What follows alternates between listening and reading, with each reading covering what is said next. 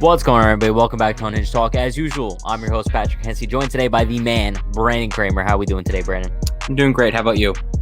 Can't complain. However, before we do get started about Aroldis Chapman tonight, I do want to address one thing. However, everyone be sure to like, comment, subscribe, turn on post notifications so you do know when we go live every day at 9 p.m. Eastern Time and daily uploads every day at 12.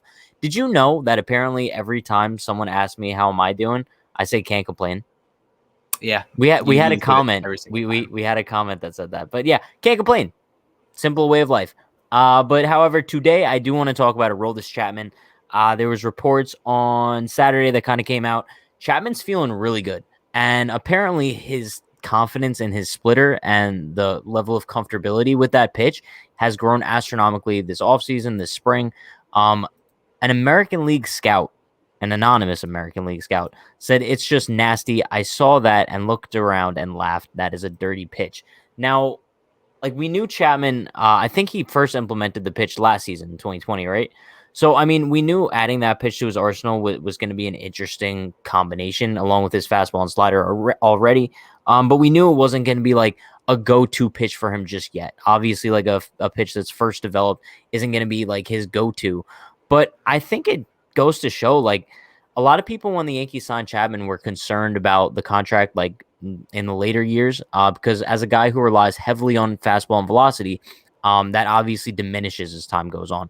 So I think that this is a great sign that Chapman like is preparing for this because his velocity, it's diminished a little bit, but he still throws very hard. But I think it's a good sign that we see him like preparing for this and just making himself more versatile on the mound, you know? Yeah, I mean, with Chapman, we always knew, as you said, that this was going to come. He wasn't going to be throwing 105 all the time. And he's averaging around 100 or 102 now. But he needs more pitches. The slider's been really good. And I was actually watching the game that he threw the splitter where they were interviewing Boone during it. It's disgusting. There's no other way to put it. And if he has confidence, and it's like when Tanaka threw his splitter, it would just have that, like, it would have a lot of break. But with Chapman's splitter, it's just like the bottom, it's like a string, and they're just like pulling it straight down. Because out of his hand, it's looking like a fastball, and then it just drops. Yeah. So it is just so vital for him to have some more pitches. He can still dot his fastball wherever he wants. He can still throw that slider in on righties and away from lefties.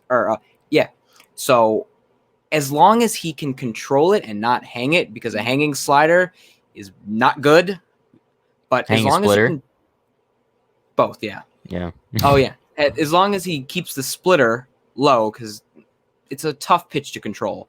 It'll be great. I mean, he did throw it in that playoff game against the Rays where Gary wasn't expecting it. Yeah. It was a really good pitch. But I just think watching he might Gary have thrown catch it in the Broso at bat. He did, and it should have been strike three. But Gary caught it weird, and the umps weren't giving it.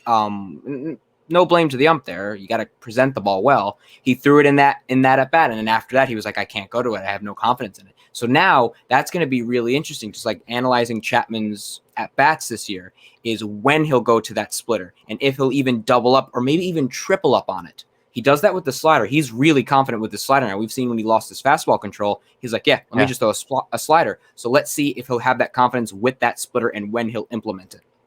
Yeah, I mean, listen, like you said, I think it's huge. I think it's also huge in the sense that it'll give him a better confidence against like right-handed hitters, right? I mean, these past two postseasons, we saw, I mean, even if you want to go back to 2016, all right-handed hitters that took Chapman deep. We're talking Rajay Davis in 2016 against the Indians when he was with the Cubs. Then 2019, Jose Altuve. And 2020, Mike Broso. So I think the splitter might be able to give him a better advantage against right-handed hitters, but going back to those like traumatic postseason moments, Chapman, I mean, I give Chapman credit in the sense that he just wants to move on from this, right? And he's kind of using it as a building block for motivation. When other pitchers would kind of like, after one of these incidents, would just never be able to recover. He was actually asked about this, and he said, for me, you have to take that experience from it and use it as motivation, especially when things don't work out the way you want. For me, you go through the experience, you learn from it, and use that as fuel. Now, if Chapman needed any more fuel, he's definitely gotten it after this past postseason. Listen, I know a lot of Yankee fans are like, oh, I don't trust Chapman in big situations anymore. He shouldn't even be the closer because of like all these postseason mishaps. I'm going to go on the record of saying That's ridiculous. Aroldis Chapman is still one of the top relievers in Major League Baseball, one of the top closers in the game as well. So I think like he should easily still be the Yankees closer. I still have confidence in him in a big situation. Would he be like the guy out of the bullpen who I'm most confident in the postseason? No, because that guy's Zach Britton, maybe even Chad Green. But I mean, Aroldis Chapman is still a top tier reliever, and I think that we can't get like lost in these. I don't want to say random postseason moments, but traumatizing postseason moments. You know?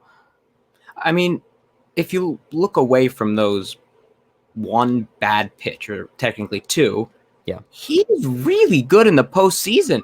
Think about when he faced the Indians both times, 2017 and 2020, multiple innings, just coming out of the bullpen, then sitting on the bench. It's always with Chapman that whenever he comes in for multiple innings, he's always on the bench for an extended period of time, which is weird. But both times, it's just always these one pitches. And with the Brosseau thing, it was the fact that Gary, he didn't have confidence in that splitter or the slider, because the slider before, it was hammered foul. But if he doubled up on it, it would have been a strikeout because Brosseau was expecting the fastball. So, but if you look past that, he's always been really good in the postseason for us. As you said, would I trust Britton more? Yeah, but that's just because of the pitcher Zach Britton is. He throws a sinker, which is so hard to hit out. Like, what did he have last year? He rarely gives up home runs, but except if you're Christian Vasquez in 2018. We're not going to talk about that. But with Chapman, if this splitter can really just, I wouldn't even say extend his career because he's still on a good pace, but like just make him more confident in himself. Like 3 pitches is a great mix, because now if you start seeing Aroldis Chapman throw that splitter for a first pitch strike, then the league is in trouble. Because if he has the confidence with that slider, of course he has it with his fastball, but if he ever gets the confidence to throw that, let's say even like a 3-0 count when he needs a strike, then the league is in trouble, because then he's going to be fully confident in that pitch. Yeah.